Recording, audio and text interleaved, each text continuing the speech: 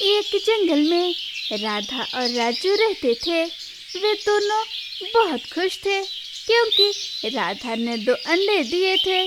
दोनों माँ बाप अंडा फूटने का बेसब्री से इंतजार कर रहे थे। ऐसे दिन गुजरते गया। कुछ हफ्ते गुजर गए। कुछ हफ्ते गुजर जाने के बाद राधा के दोनों अंडे फूट जाते हैं और उस अंडे से 2 बेटा कीड़ा निकलते हैं।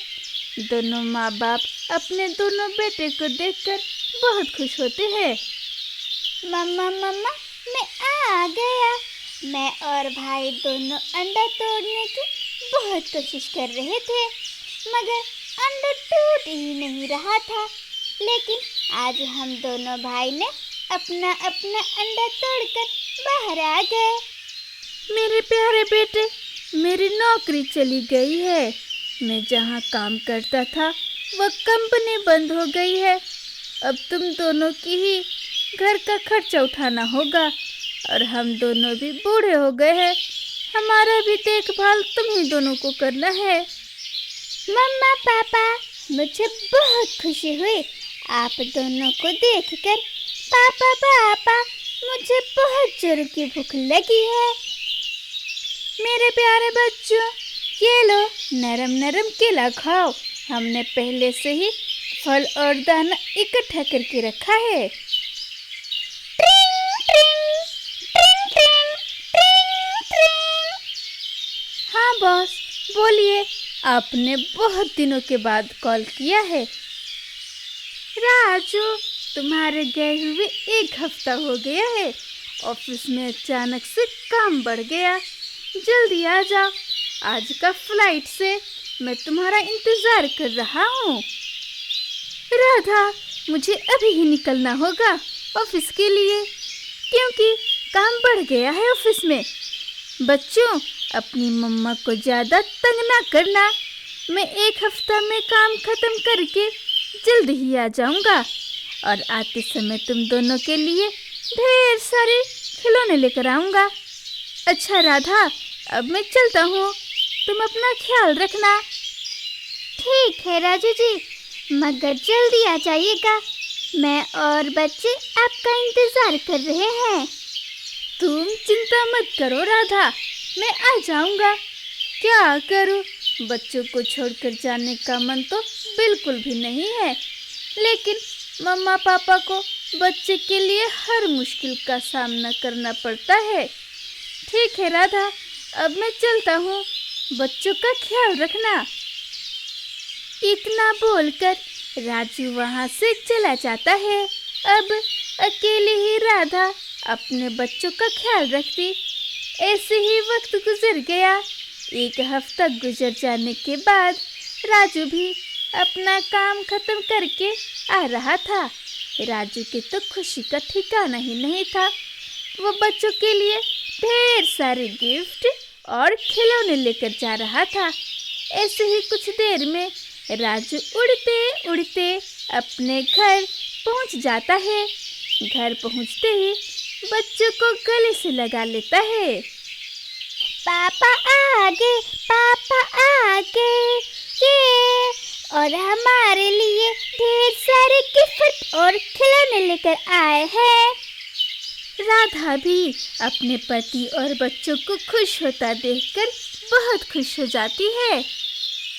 पापा पापा, कल सुबह हम सभी जंगल की सैर करने चलेंगे।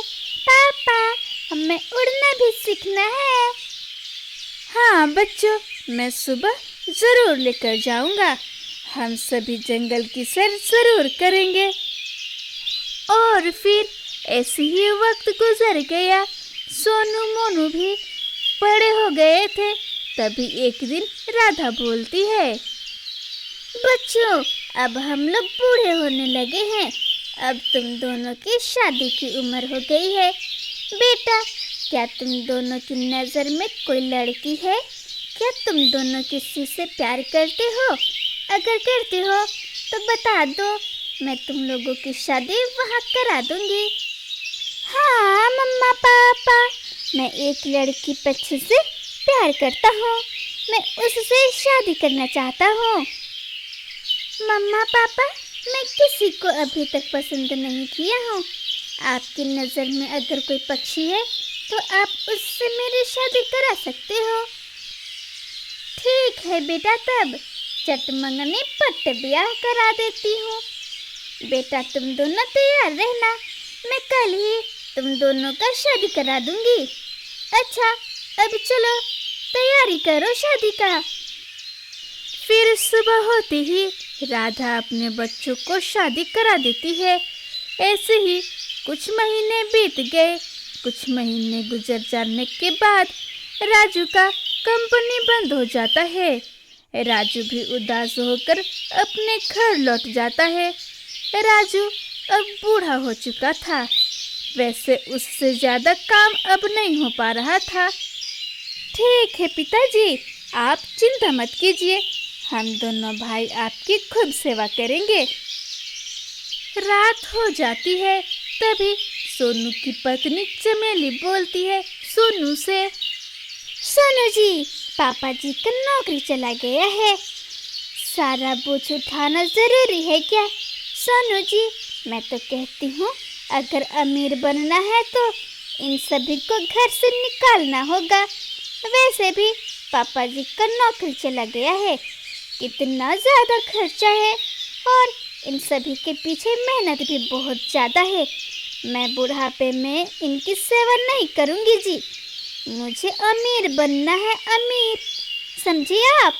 अगर आप इन सभी को घर से नहीं निकालोगे तो मैं ही हमेशा के लिए घर छोड़कर चली जाऊंगी, फिर रहना अपने घर वालों के साथ मजे मजे से।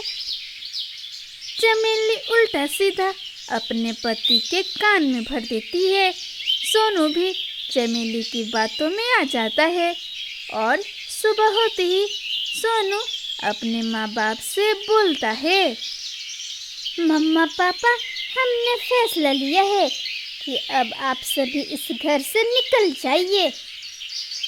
क्या कहा तुमने? हम सभी इस घर से निकल जाएं?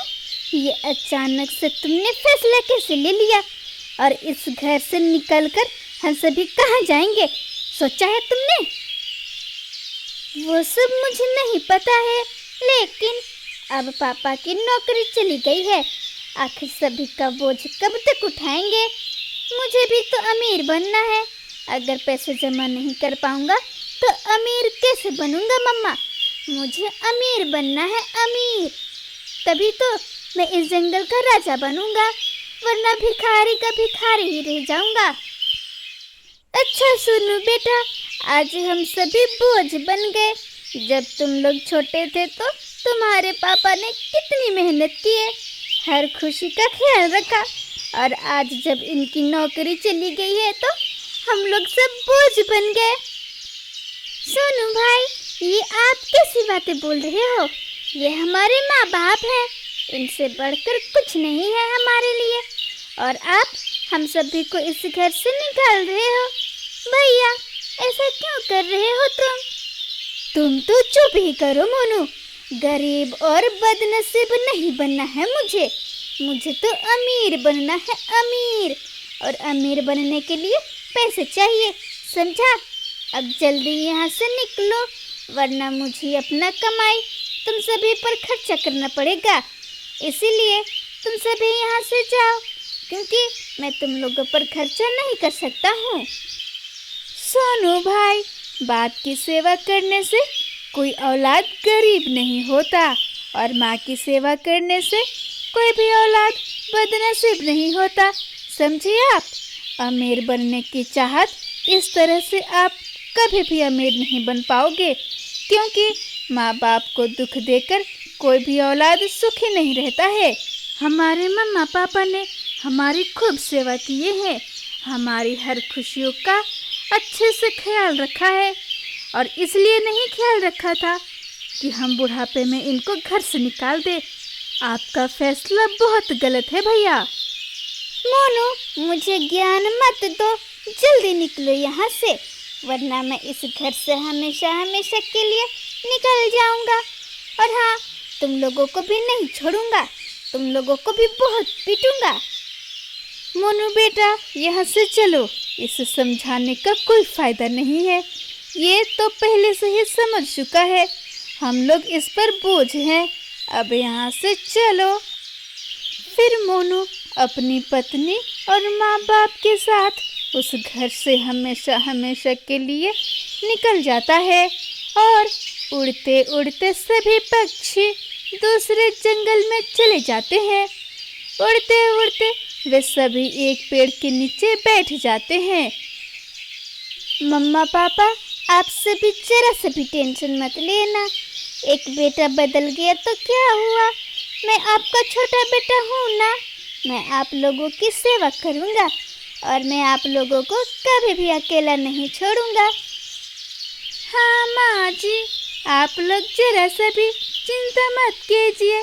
मैं और मोनू जी आप लोगों की सेवा करेंगे और हाँ, हम लोग खुशी खुशी से अपना जीवन साथ में बिताएंगे। मम्मा पापा, ये जगह बिल्कुल सही है। यहीं पर हम लोग अपना घर भी बनाएंगे और बिरयानी का ठेला भी लगाएंगे। हाँ बेटा, ये बिल्कुल सही रहेगा। अगर तुम यहाँ पर बिरयानी बेचोगे तो जंगल के सभी पक्षियाँ बिरयानी लेने ज़रूर आएंगे।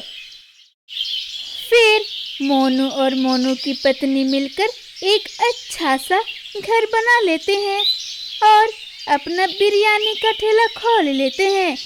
मोनू की पत्नी बहुत अच्छा बिरयानी बनाती थी, इसलिए उस जंगल के सभी पंछी मोनू के ठेला से बिरयानी खाने आते थे।